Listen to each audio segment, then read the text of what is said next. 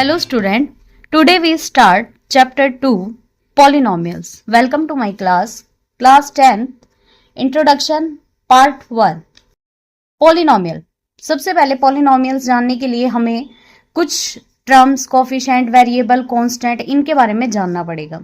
तो सबसे पहले हमने एक एग्जांपल लिया 2x² माइनस 9x प्लस 3। इसके अंदर टर्म्स कितनी है? 2x² 1 terms, minus 9x second terms and 3 third terms. तो इसके अंदर जो टर्म्स होगी वो कितनी होगी? 2x² minus 9x and 3। ये इसके अंदर टोटल 3 टर्म्स है।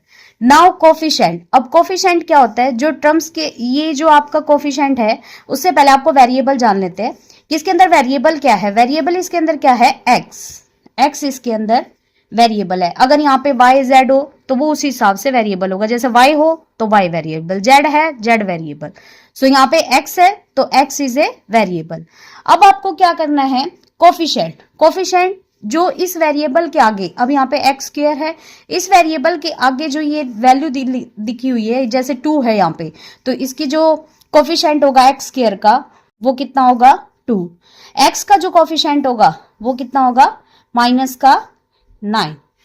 नाउ कांस्टेंट टर्म जिसके आगे कोई वेरिएबल नहीं होता वो हमारी कांस्टेंट टर्म होती है। तो कांस्टेंट जो है इसके अंदर जो होगा वो हमारा क्या होगा? 3। उसी तरह सेम एक पॉलिनोमियल लिया हमने 3y² plus 4y² minus 9y plus 7 as it is. सबसे पहले हम इसके अंदर काउंट करते हैं कि कितनी टर्म्स है। तो इसके अंदर टर्म्स कितनी है? 3y², एक टर्म ये है। Now second term is 4y², third term is 9y and fourth term is 7। तो जो टोटल टर्म्स है इसके अंदर कितनी? 4। अब उसके बाद हम इसके अंदर काउंट करते हैं कोफिशिएंट y² का कोफिशिएंट कितना? 3। नाउ y² का कोफिशिएंट कितना? एक और है 4। ठीक है, आपको इकट्ठा भी लिख सकते थे इसके अंदर 3 प्लस 4 7 भी लिख सकते थे इसके अंदर। नाउ 9 y का coefficient 9 and now count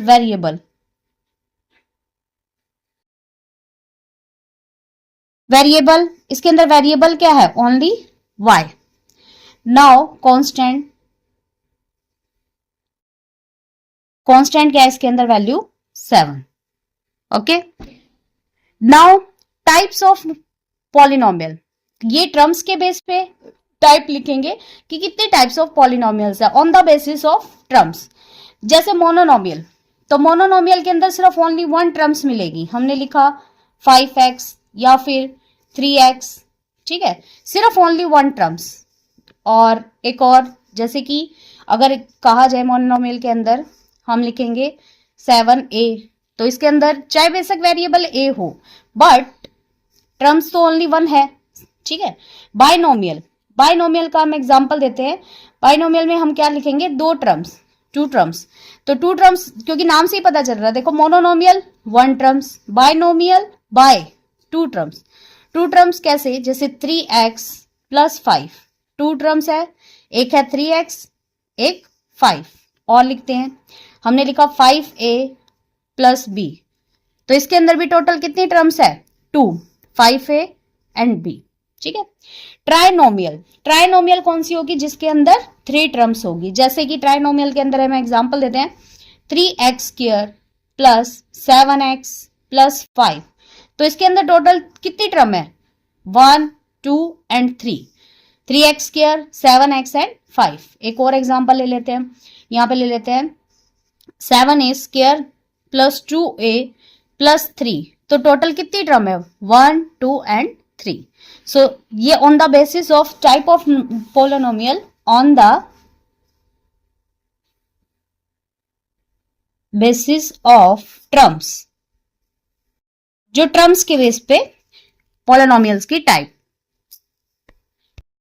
now degree of polynomial के बेस पे हम टाइप पढ़ेंगे कि कितने पॉलिनोमियल्स के टाइप होते हैं। सबसे पहले डिग्री ऑफ पॉलिनोमियल की डेफिनेशन क्या होगी? Highest power of the variable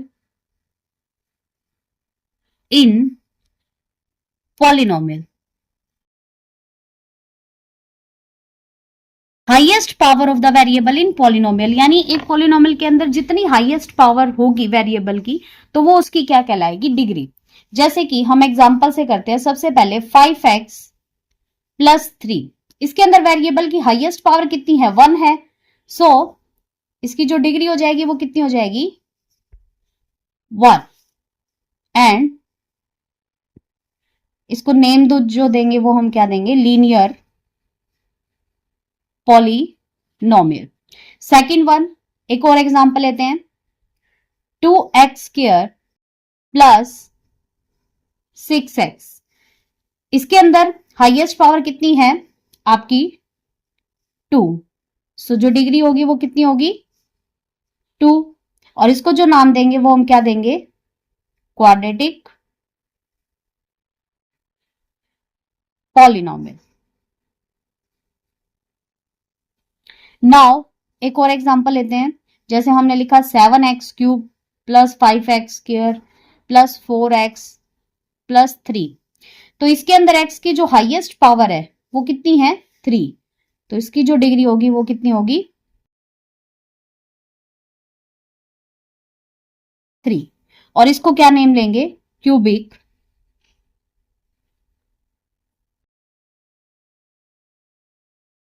polynomial. Okay. और ये जो टाइप है आपकी डिग्री ऑफ पॉलिनोमियल में, ये हमारी डेफिनेशन है, ये एग्जांपल है। और ये जो डिग्री ऑफ पॉलिनोमियल्स की टाइप्स है, यानी ये जो टाइप्स है linear polynomial, quadratic polynomial and cubic polynomial, ये किस बेस पे है? ये आपकी डिग्री ऑफ पॉलिनोमियल के बेस पे टाइप है। Now zeros of the polynomial.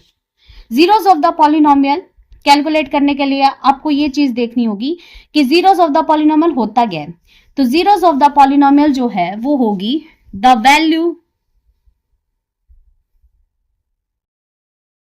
Of variable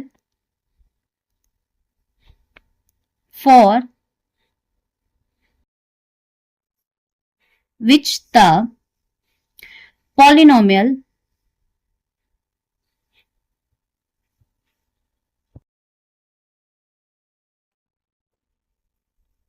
become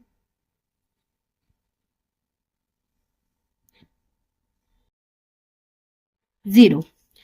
The value of variable for which the polynomials become zero. तो यहां से जो है आपकी zeros of the polynomial count हो सकती है। क्या? कि उस वेरिएबल की किस वैल्यू पे अगर आपकी पॉलिनोमियल की ऑल वैल्यूज जो है वो किसके इक्वल हो जाए? 0 के इक्वल, तो वो क्या कहलाएगा? Zeros of the polynomial. यानी जिस वेरिएबल की वैल्यू पे पॉलिनोमियल 0 बन जाएगा तो वो उसका जीरोस कहलाएगा। अब सबसे पहले हमने एक पॉलिनोमियल का एग्जांपल लिया। मान लो हमने लिया 3x इक्वल टू 12, या हम इसको इस तरह से लेने की बजाय पहले 3x माइनस 12 ले लेते हैं। तो 3x माइनस 12, अब मान लो हमें इसका जीरोस कैलकुलेट करना है, तो आप इसको जीरोस कैसे कैलकुलेट करेंगे? 3x माइनस का 12 इधर जाके किसका हो जाएगा? प्लस का 12, इसको इक्वल टू 0 पुट करेंगे। 3x minus 12 equal to 0, 3x minus का 12 इधर जाके किसका हो गया? प्लस का 12, x इक्वल टू 12/3, यहां से हमारा जो कट हो जाएगा और ये जो आपका बन जाएगा x इक्वल टू 4। तो इसका मीनिंग कि x की वैल्यू जैसे ही यहां पे 4 पुट करेंगे तो ये जो पॉलिनोमियल है वो किसके इक्वल हो जाएगा? आपका 0 के इक्वल। आप वैल्यू पुट भी करके देख सकते हैं। 3 4 minus 12 equal to 0, 12 minus 12 equal to 0। Okay. एक और, जिसकी डिग्री 1 होगी उसमें number of zeros equal to 1, यानी जीरोस भी 1 होंगे। जिसकी डिग्री 2 होगी तो नंबर ऑफ जीरोस 2। जिसकी डिग्री 3 होगी नंबर ऑफ जीरोस 3।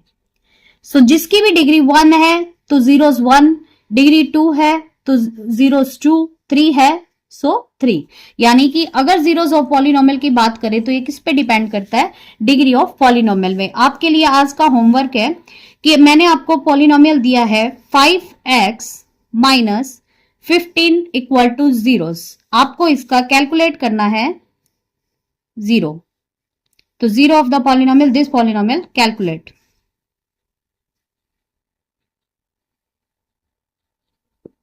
कैलकुलेट